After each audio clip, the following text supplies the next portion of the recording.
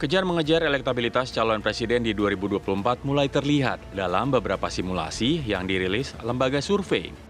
Jarak elektabilitas Ganjar Pranowo, Gubernur Jawa Tengah, dan Anies Baswedan, mantan Gubernur DKI Jakarta, mulai terlihat dekat. Tak hanya itu, tren positif elektabilitas Anies Baswedan juga terlihat ketika dihadapkan dengan Prabowo Subianto, Menteri Pertahanan. Elektabilitas para capres juga tak lepas dari peran para relawannya. Deklarasi yang masif dan memperkenalkan nama-nama capres yang diusung di link grassroots menjadi kunci suksesnya panggung capres. Lantas, bagaimana para relawan melihat fenomena ini? Tim TV One mengabarkan.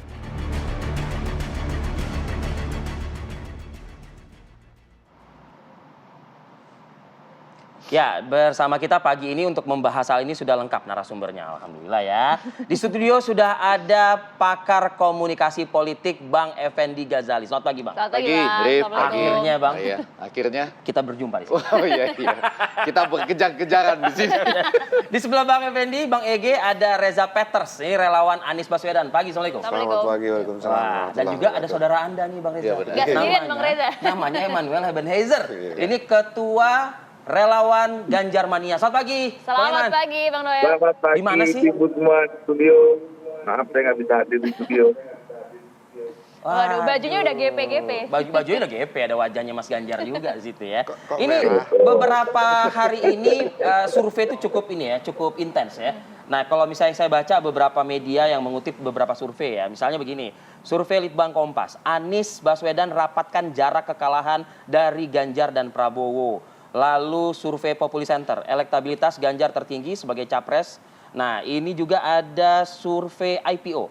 Prabowo 248, Anies 225, dan Ganjar 193. Tipis.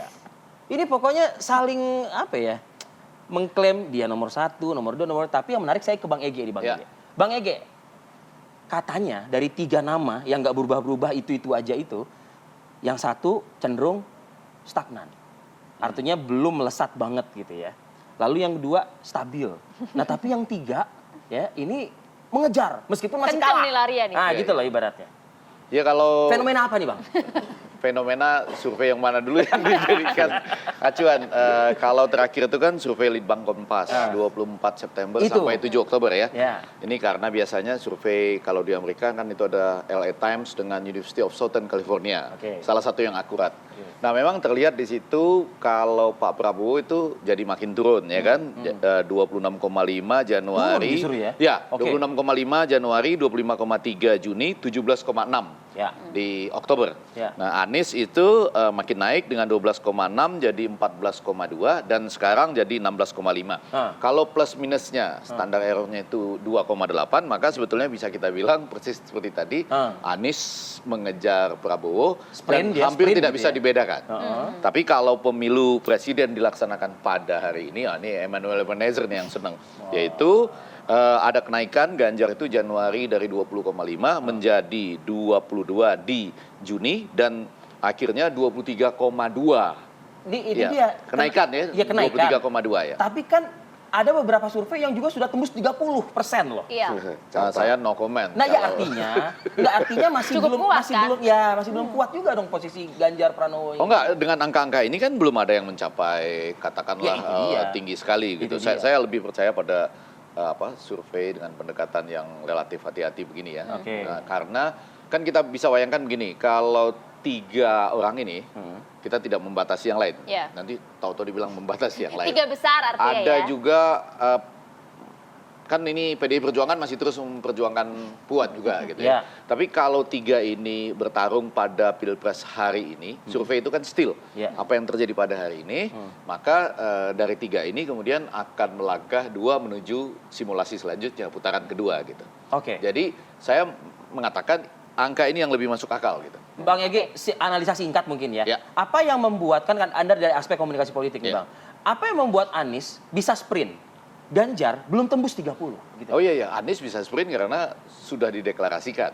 Walaupun pada saat yang sama kita mengatakan Prabowo lebih dulu dideklarasikan. Iya. Tapi kenapa kok turunnya cukup jauh, 7,7% dari Juni ke Oktober.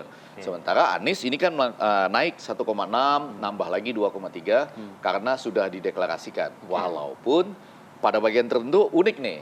Para relawan, relawan perubahan. Bukan, relawan Anies Baswedan ya.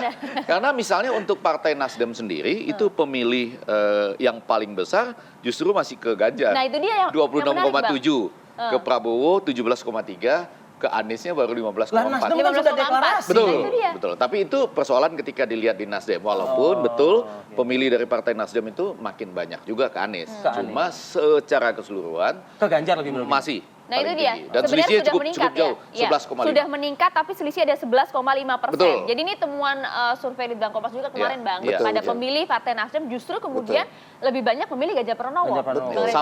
sampai still foto, sampai hasil survei Ya. pada 24 September sampai 7 Oktober. Iya, karena kemarin selisihnya 11,5 Bang Iya. Reza. Ya.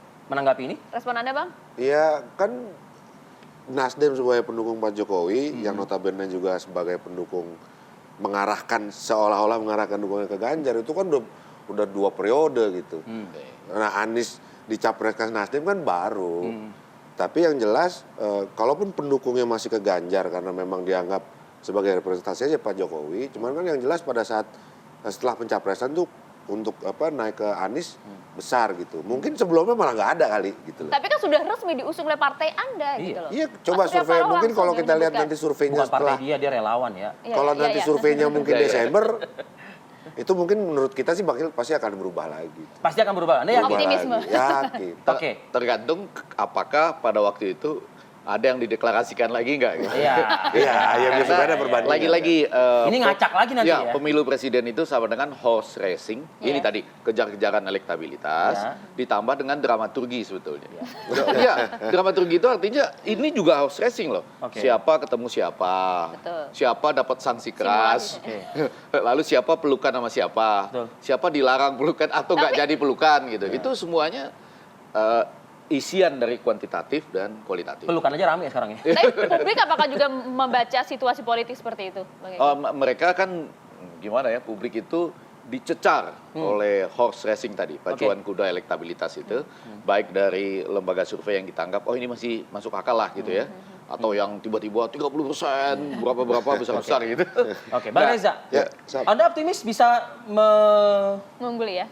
mengungguli Ganjar? Iya, Sebagai relawan? kalau kita lihat berjalan survei ya. Tadi Kang Effendi Ghazali sudah bicara soal beberapa survei dan peningkatannya. Anies itu kan belum ngapa-ngapain sebetulnya. Blessing in disguise dia sekarang ada di posisi terus ada dalam 3 besar itu kan sebelum ngapa-ngapain sebetulnya. Itu kan efek dari Udah mantan pula lagi? iya, Mantan gubernur? Artinya efek Ganjar masih? Iya.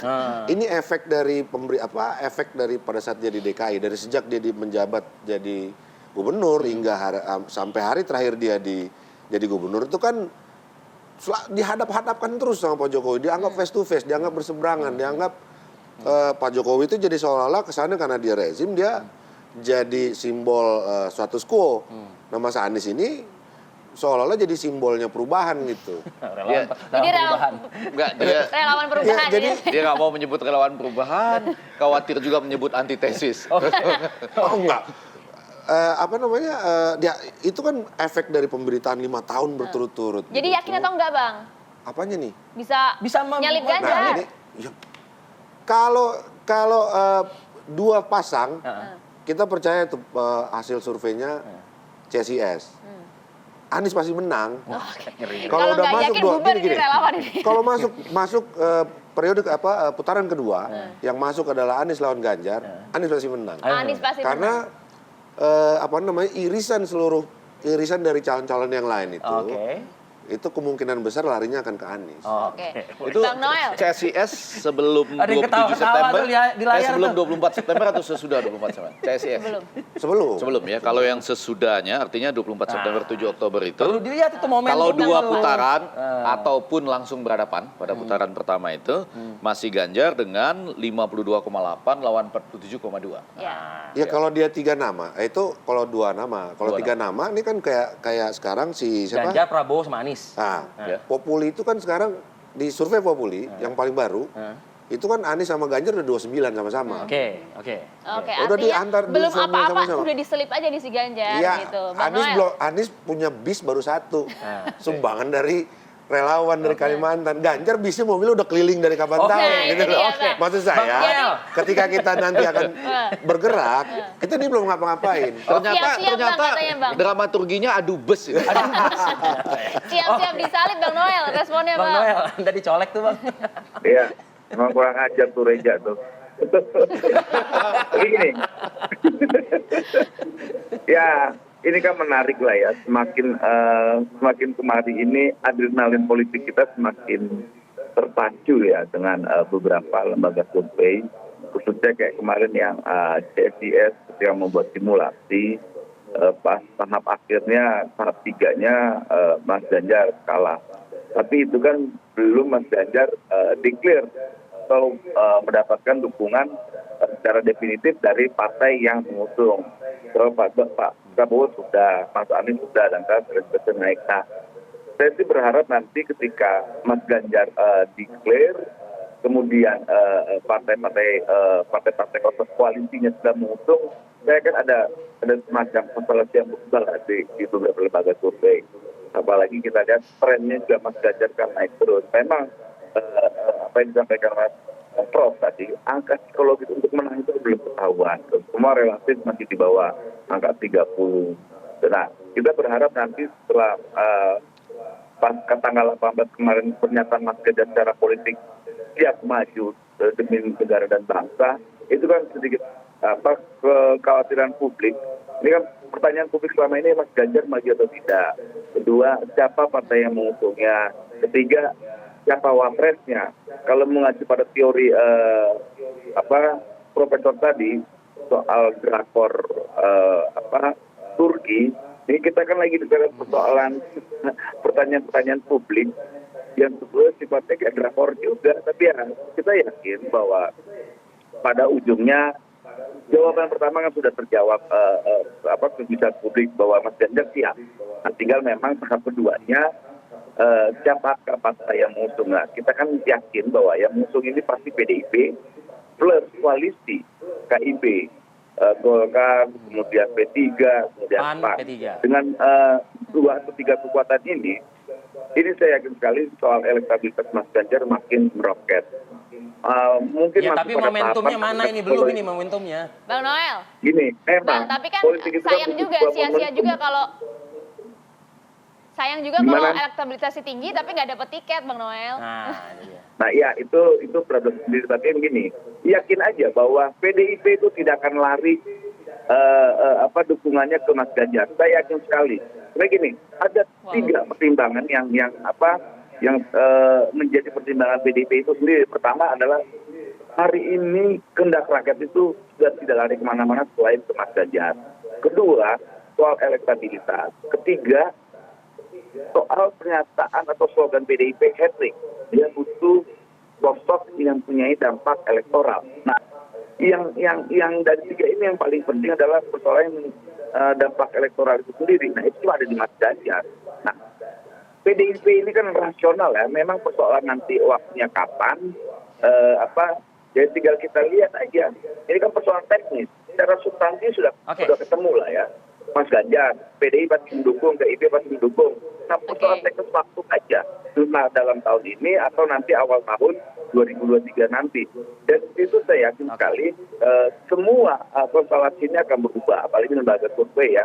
Mereka akan menunggu, nanti lagi semua menunggu hasil koalisi atau dukungan koalisi ke Mas Ganjar, khususnya PDIP dan KIP-nya. Seperti itu kira-kira Mbak. Ya, optimis sekali nampaknya Bang Noel ini.